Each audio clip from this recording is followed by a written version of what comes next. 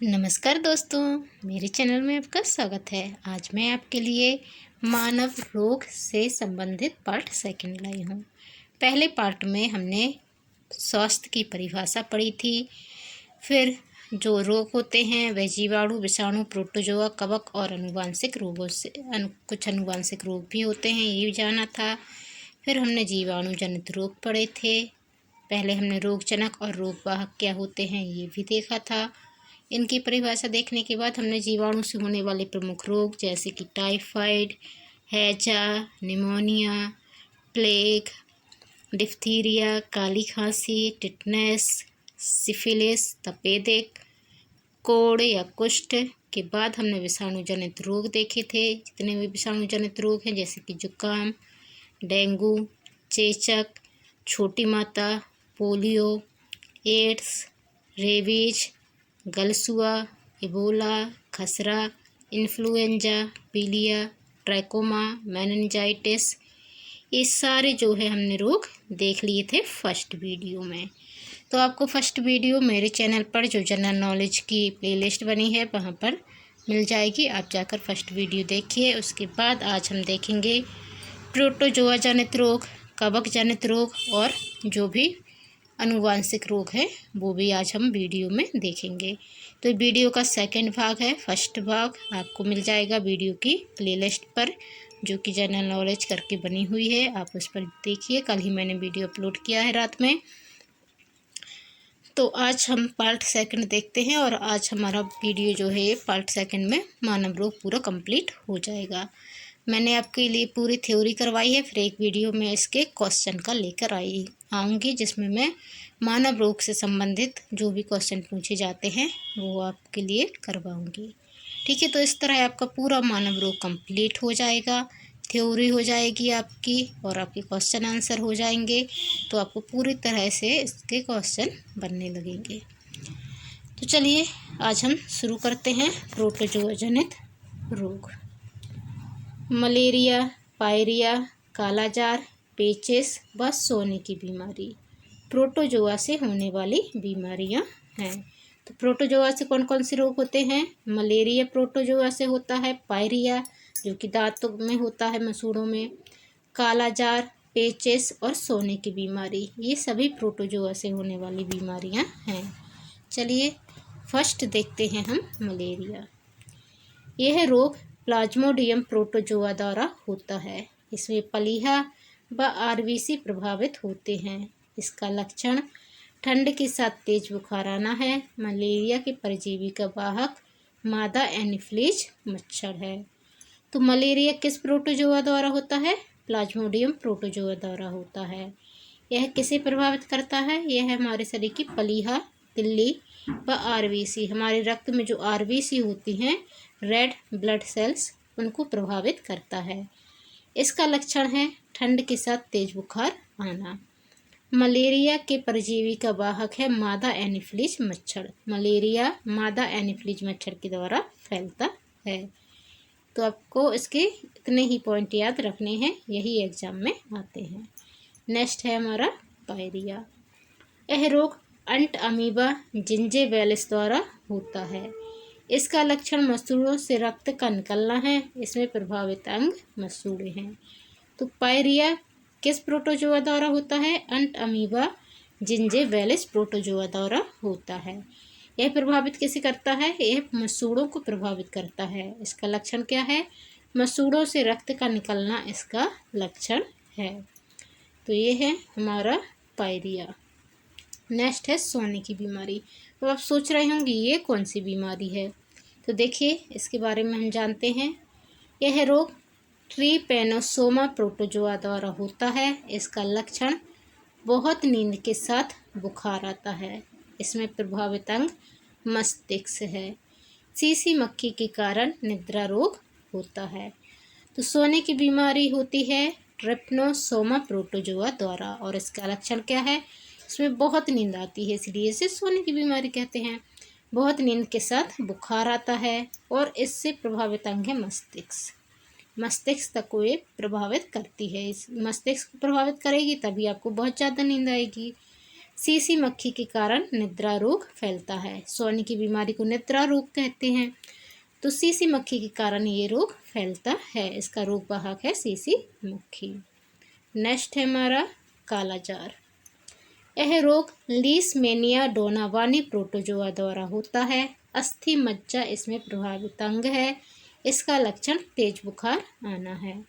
तो कालाजार जो है वह लीशमैनिया डोनावानी प्रोटोजोआ द्वारा होता है और इसमें प्रभावित अंग क्या है? अस्थि मज्जा है। इसमें तेज बुखार आना इसका लक्षण होता है। नेक्स्ट है हमारा पेचिस। यह रोग अंट अमीबा हिस्टोलिका प्रोटोजोआ द्वारा होता है। इसका लक्षण श्लेष्मा व खून के साथ रक्त आता है। इसमें प्रभावित अंग आते हैं। तो पेचिस जो है वह अंट अमीबा हिस्टोलिका प्रोटोजोआ द्वारा होने वाला रोग है। इसका लक्षण क्या है? श्लेष्मा व खून के साथ रक्त आता है और इसमें प्रभावित अंग आते हैं। जैसे आप एक तरह से कहते हैं आँव पड़ना, तो उसी प्रकार का है कुछ पैचेस।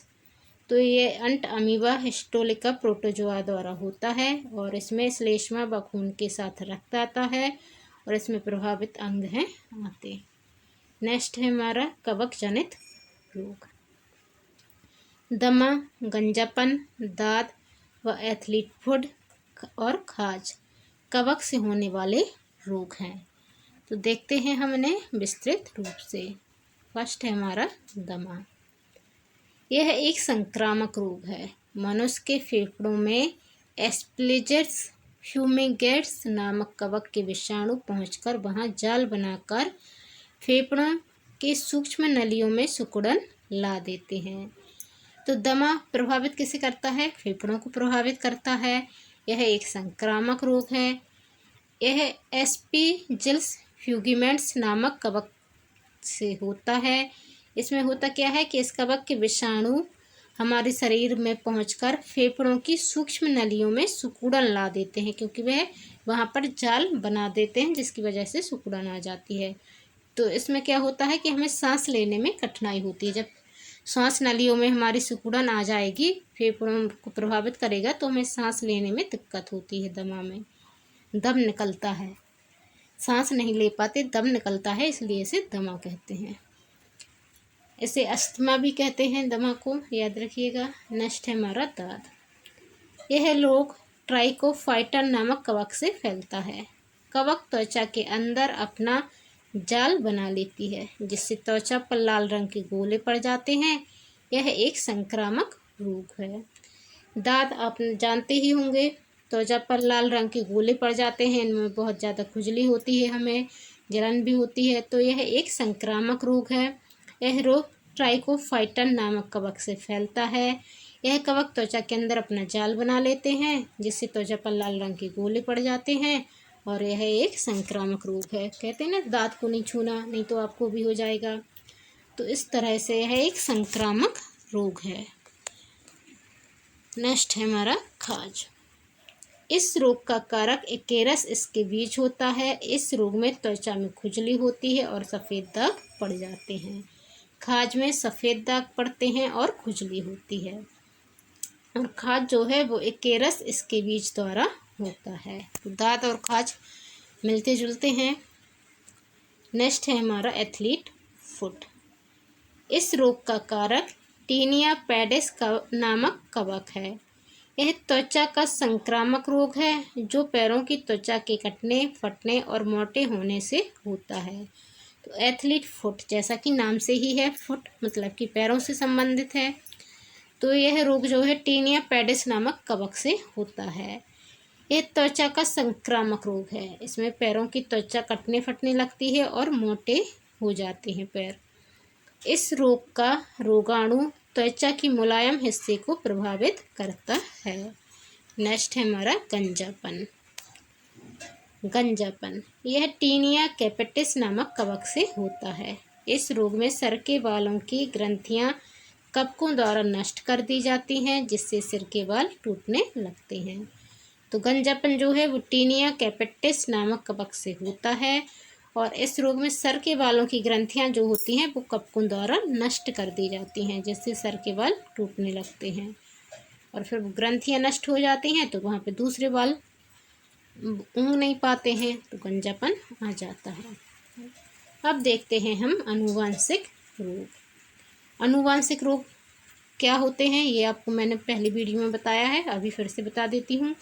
आनुवांशिक रोग पीढ़ी दर पीढ़ी चलने वाले रोग होते हैं। जैसे आपके दादाजी को रोग था, फिर दादाजी से आपके पिताजी में आ गया, पिताजी से वही रोग आप में आ गया, फिर आपसे आपके बच्चों में चला गया।